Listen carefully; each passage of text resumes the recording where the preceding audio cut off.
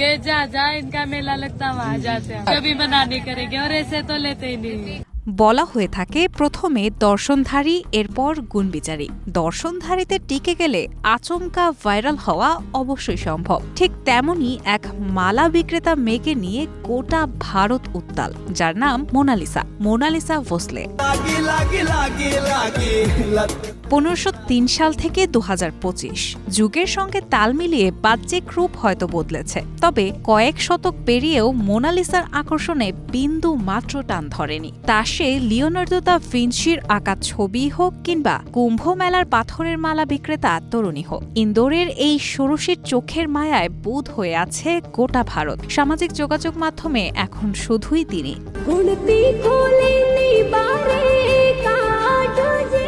তবে খ্যাতির বিড়ম্বনায় ঝামেলাতেও পড়েন মোনালিসা। জনতার সেলফির আবদারে তরুণীর ব্যবসা লাটে। তবে যা হয় সবটা নাকি ভালোর জন্যই হয়। শোনা যাচ্ছে মোনালিসা নাকি দক্ষিণী বিনোদন দুনিয়া থেকে ডাক পেয়েছেন। পুষ্পা 3-এ তাকে অভিনয়ের প্রস্তাব দিতে বলেছেন স্বয়ং আল্লু অর্জুন।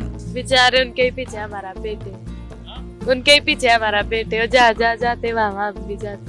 সত্যি যদি এমনটা হয় তবে ভাগ্যের চাকা ঘুরতে আর কি বাধা? যে মেয়ের পেশা হলো মালা বিক্রি, এক বর্ণ লেখাপড়া জানে না, স্কুলের গণ্ডিটা ছুঁয়েও দেখেনি কোনোদিন, সে নাকি ভাইরাল হওয়ার পর সরাসরি এবার পা রাখছেন সিনেমায়। জানা যায় এক যুবক তার ভাষা বিড়ালাক্ষীর ছবি তুলে সামাজিক যোগাযোগ মাধ্যমে পোস্ট করেছিলেন। ব্যাস, চোখ দিয়েই চোখের মনি প্রত্যেকের।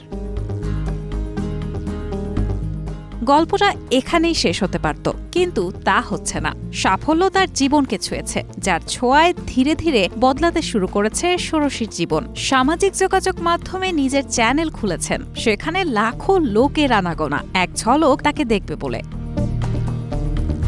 সদ্য রূপটান করে নতুন সাজে হাজির তিনি। মোনালিসার নয়া লুক মন কেড়েছে অনুরাগীদের। শোনা যাচ্ছে পারিবারিক পেশা ছেড়ে শিগগিরই রূপালী পর্দায় নিজেকে মেলে ধরবেন। হতে পারে ছোট পর্দার কোনো হিন্দি অনুষ্ঠানে বা আল্লু অর্জুনের পুষ্পা সিনেমায়।